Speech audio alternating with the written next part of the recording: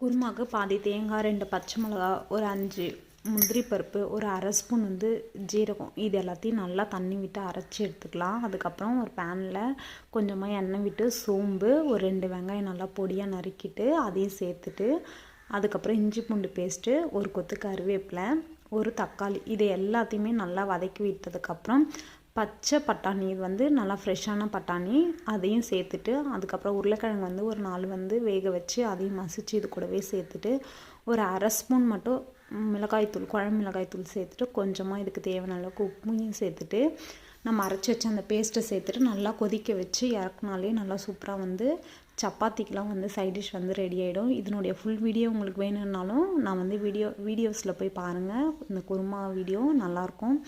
கடைசியாக கொஞ்சமாக கருவேப்பிலை, கொத்தமல்லி போட்டு இறக்கிட வேண்டியதான். நல்லா சூப்பரான சைட் டிஷ் ரெடி ஆகிடும். Okay, thank you friends.